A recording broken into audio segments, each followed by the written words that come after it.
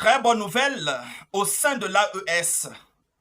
Cher peuple de l'AES, cher peuple du Liptako Gourmand, recevez nos interminables salutations selon vos positions géographiques et l'heure à laquelle vous allez lire cette vidéo. Oui, je commence à être heureux, je commence à être joyeux, je commence à être gai parce que on continue à avoir des abonnés sur cette nouvelle page. Et sur ce, vous allez cette fois-ci voir les analyses les plus fantastiques sur cette vidéoconférence. Sur cette page, je veux le dire. Chers dames, chers messieurs, les pays de l'AES, à l'occurrence le Burkina Faso, le Niger et le Mali, viennent encore de se doter d'un grand lot de matériel, d'armes, on va le dire comme ça, pour renforcer leur sécurité. Oui, vous êtes en train de voir quelques exemples. Vous êtes en train de voir quelques exemples. Et je crois que c'est un grand pas vers une puissance incalculable. Je vais le dire et le démontrer avec des preuves à l'appui.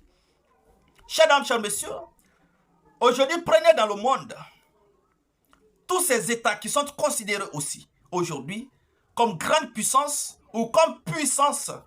Ce sont ces États, en quelque sorte, qui ont presque les armes nucléaires. Ce sont ces pays-là qui ont presque une armée forte. Ce sont ces pays-là qui ont aujourd'hui presque les armes les plus sophistiquées au monde. On va citer quelques pays pour vous rassurer encore une fois de plus. Regardez aujourd'hui les États-Unis d'Amérique. Lorsqu'on présente les États-Unis d'Amérique comme première puissance dans le monde, on commence toujours par son PIB, par son armée. Son PIB et son armée. On met un accent particulier sur ses forces armées. Un premier aspect pour un pays comme les États-Unis. Prenez aujourd'hui la Russie. La Russie, quand on parle de sa puissance, on parle de son armée, on parle de Wagner, on parle des armes sophistiquées que la Russie a. Satan 1, Satan 2, ainsi de suite. Mais je vais prendre juste un petit pays. La Corée du Nord. Prenez aujourd'hui la Corée du Nord. Qui parfois effraie même les États-Unis. Mais regardez l'armée aujourd'hui de la Corée du Nord. Regardez les armes que la Corée du Nord possède. Si une puissance comme les États-Unis intimide la Corée du Nord double son intimidation. Je pense qu'on est d'accord. Prenez d'autres pays, comme les pays du Moyen-Orient aujourd'hui. Vous prenez les pays comme l'Iran, l'Irak, les Émirats arabes unis, ainsi de suite. Ce sont des pays aujourd'hui qui veulent aussi démontrer leur force à travers leurs armes. Pas le vendredi d'hier, le vendredi surpassé, l'Iran a célébré la fête de l'armée en exposant toute qualité d'armes. C'était pour faire voir aussi aux autres puissances que l'Iran a des armes.